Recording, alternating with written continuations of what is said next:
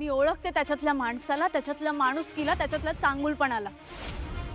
आणि माझा ना पूर्ण विश्वास आहे त्याच्यावर. एकदा काय, अनेकदा मी त्याची चांगली बाजू बघितली, त्याच्यातला समजूतदारपणा बघितला.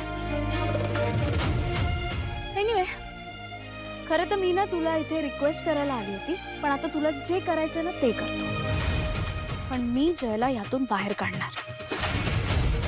तू ना खोटं बोलतेस आणि तुझा हा खोटारडेपणा तुला खूप महागात पडणार आहे. ए जा, तुला ना काय करायचंय ते कर.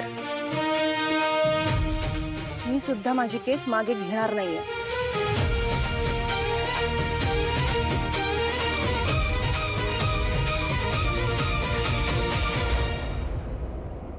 इकडे मोठमोठ्याने बोलून आली की काही करून शायनरला सोडवेन. पण कसं? ती सायली एकतर ऐकायला तयार नाही. तिचं डोकं आहे की दुसरं कोणाचं ते पण माहित नाही. ती ज्या ठामपणे बोलते ना की शायनरच गुन्हेगार आहे, त्यावरून वाटत नाही की इतका लवकर ती ऐकेल. का एका माणसाच्या आयुष्याशी खेळतीये ती?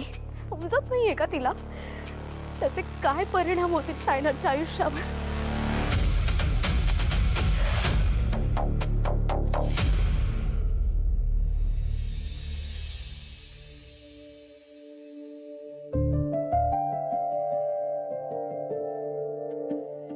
काही झालंय तुला?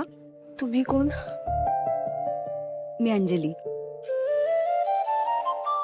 आता तू एकटी एकटी काहीतरी बडबडत होतीस. बरी आहेस ना? काही त्रास आहे का? नाही, काही नाही. हे बघ, तू काही नाही बोलतीयस, पण तुझ्या चेहऱ्यावर दिसतंय की तू काहीतरी संकटात आहेस. हे बघ, तू मला सांगू शकतेस खरंच.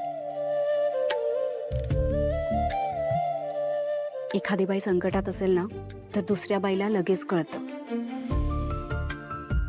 काय झालंय तुला? तू प्लीज मला सांगू शकतेस, म्हणजे तुला बरं वाटेल आणि उत्तर पण मिळेल मे बी.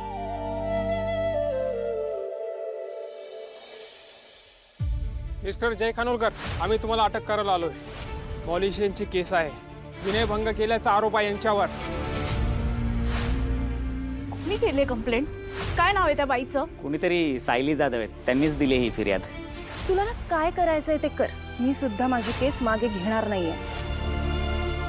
आता मला खरंच काहीच कळत नाहीये की मी काय करू. आमच्या प्रत्येक अडचणीच्या वेळी तो आमच्या मागे उभा होता आणि आता त्याच्यावरती अशी वेळ आली आणि मी काहीच करू शकत नाहीये.